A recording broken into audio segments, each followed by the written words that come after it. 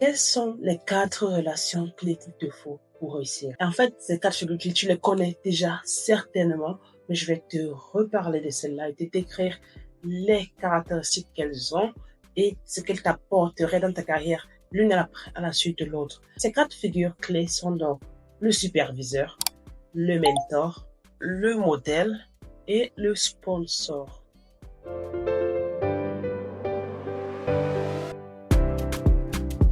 La première figure clé qui est le superviseur. Quand on est scientifique, on se frotte dès les premières années d'académie au superviseur. Et ça commence très tôt, déjà à partir des premières années.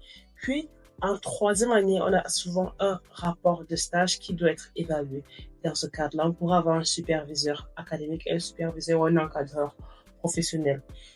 Le superviseur, il est là aussi au niveau du master, au niveau du doctorat, où il a un plus grand rôle. Mais à la base, ils ont les mêmes fonctions. Vous évaluer, vous suivre, vous accompagner dans vos travaux de recherche et dans votre progression académique. Il vous apporte également son expertise et son réseau de collaboration académique et professionnelle. À la fin, il évalue votre travail, il se rassure que vous avez maîtrisé, que vous avez les acquis nécessaires pour continuer votre progrès avec votre carrière académique. Un bon superviseur est un véritable atout pour la carrière de tout scientifique. La deuxième figure clé, c'est le mentor. On doit automatiquement séparer le superviseur du mentor ou du parrain. Pourquoi? Parce que beaucoup de personnes confondent le superviseur au mentor en pensant qu'un superviseur doit nécessairement être le mentor. Non.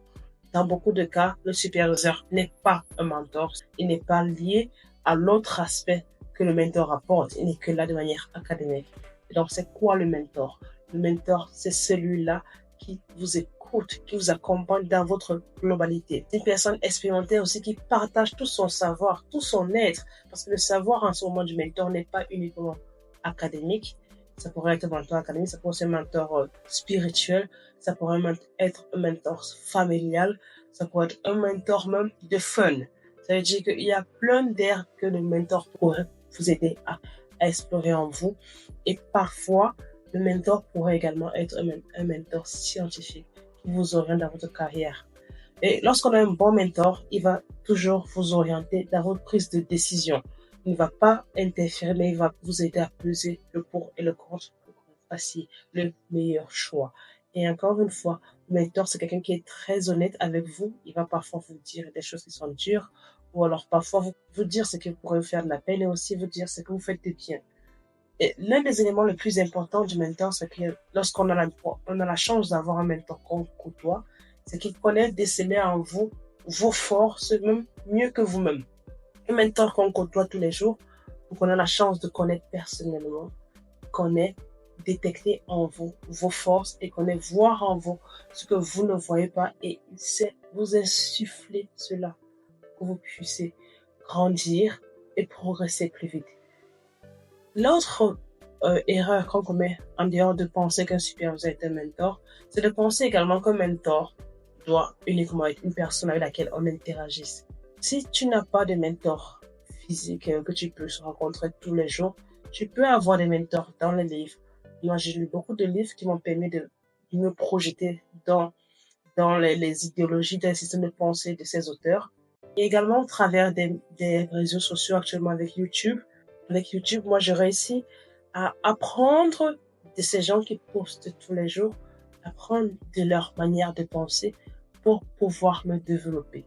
Et effectivement, si tu suis cette chaîne et que tous les jours tu suis, c'est que tu me considères peut-être comme un mentor et que tu aimerais comprendre mon système de pensée pour te développer. Et c'est excellent parce que le mentor te permet d'apprendre de ses erreurs, d'apprendre de sa vie pour que tu puisses avancer plus vite. C'est-à-dire que c'est quelqu'un qui ne veut pas te voir tomber dans un trou et qu'il veut t'empêcher de faire des erreurs. Et les mentors ne sont pas nécessairement des gens plus gradés que nous.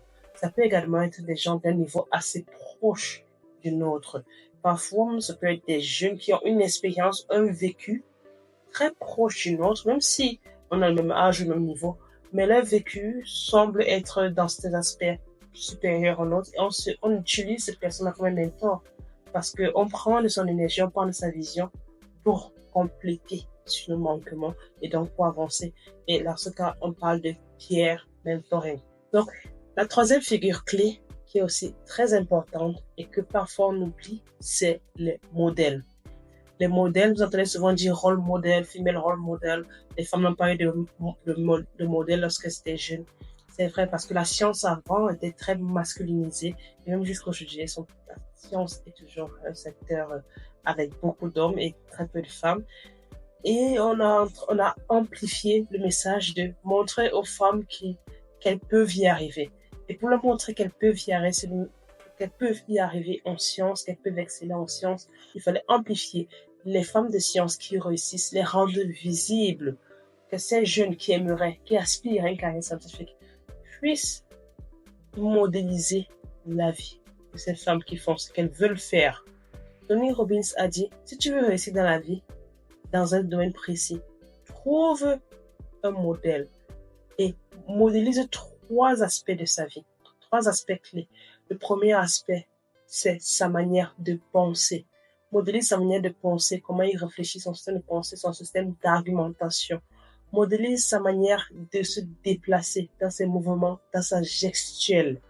La troisième des choses, modélise son comportement et ses croyances.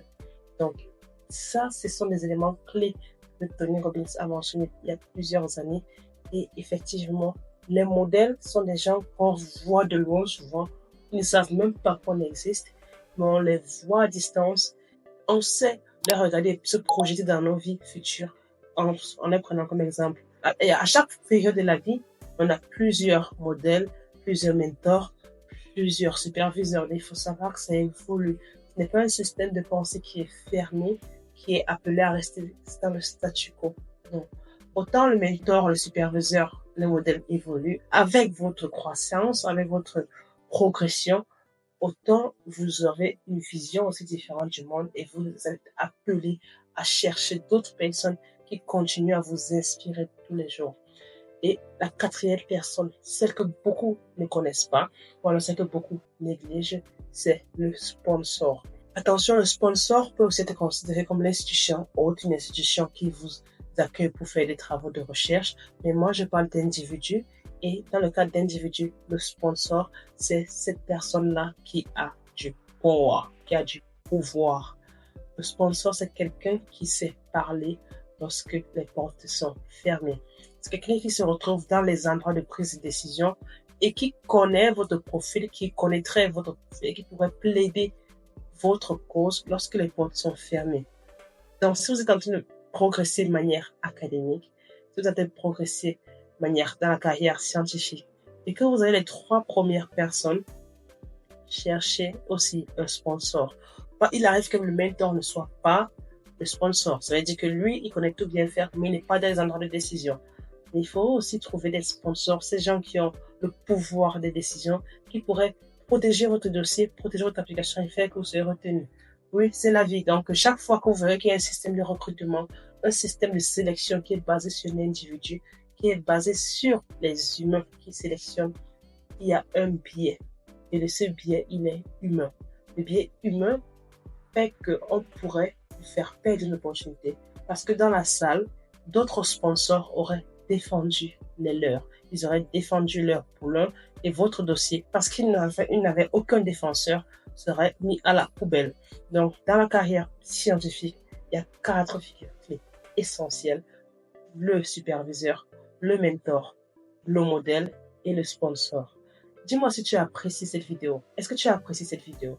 Si tu as apprécié cette vidéo, est-ce que tu veux bien me faire une faveur? Abonne-toi à la chaîne et like la vidéo parce que c'est ça qui nous motive de continuer à te partager des vidéos inspirantes pour t'aider à libérer ton potentiel en tant que scientifique et surtout à oser rêver pour l'Afrique. Bye bye.